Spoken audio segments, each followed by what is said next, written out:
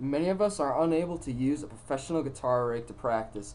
The average professional rig can easily cost over $1,000, and many people do not have living arrangements that allow them to play at appropriate volumes. In the past few years, digital amplifier modeling has gotten to the point where its tonal qualities rival those of physical amplifiers. In this tutorial, I'm going to be showing you how to set up one of these digital rigs. It's pretty simple. You start off having a digital audio workstation. I use Reaper. You can see I have Reaper up right here. Reaper is free. It has a limited free trial, and for professional use, it's $40. It's very simple. It runs plugins well. It's for our needs, we'd only use Reaper. Alright, so first we're going to go into options, preferences. You're going to make sure your device, you should have an audio interface.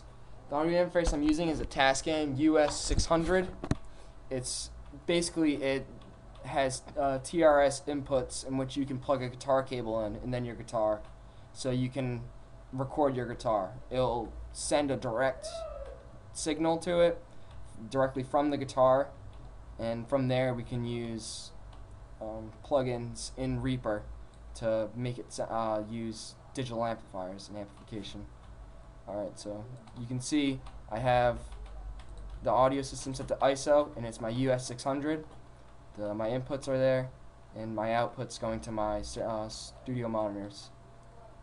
The other thing you're going to need to do is you're going to need to go into the VST section, and you're going to need to make sure that you have the path directed to your plugins. Any plugin you use will be in this path. You might need to add others. You can add one to your desktop if you have other plugins instead of going into your program files and finding VST plugins. Alright, so from there you can double left click and open a new track. You arm the track so you can see I have a microphone in, so you can see my voice talking. But you're going to switch it to which one your guitar input is. In my case, it's the line 4. You're going to set it to monitor. So it's actually it's line 3.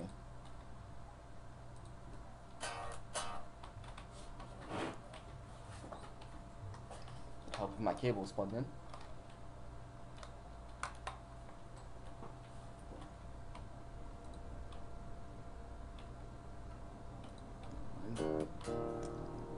Hopefully you'll be able to hear this.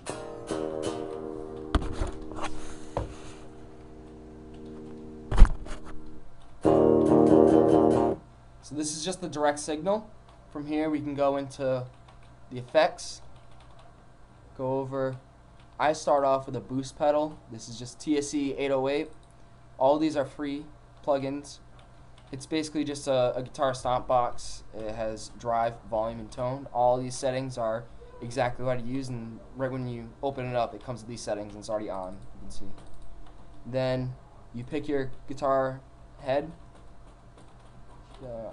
In this case, I'm going to use the LE XTAC. I use the red channel and brightness all the way.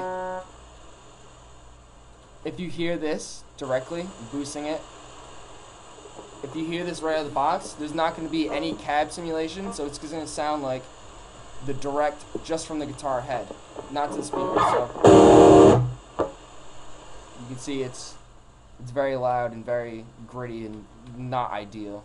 So then from there we go to our next plugin, which would be Leecab. Basically what this does, it has impulses through subtraction, simple signal processing subtraction. If you have a signal that is running through a full rig, an amp, and the speakers, and then just the amp going direct, they can subtract through and get an impulse of the speakers. This is how people make the impulses for reverb and all these other things. And when you turn that on, you'll hear a complete different tone, which is much more suitable for everyday recording or playing. And you can turn this up or turn this down, play it through headphones, and it'll sound exactly the same. It's a lot cleaner of a tone than playing through just like a pedal into headphones, and it's also a lot cheaper. It's the only thing you have to pay for is your obviously your guitar, your cable, and your interface. And an interface will run on average around like $100. It's nothing really complicated. But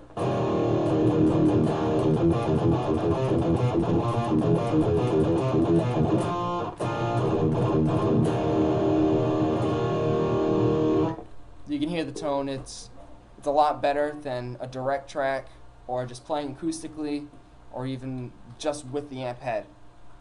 And that'll about wrap it up for this tutorial. Thank you for watching.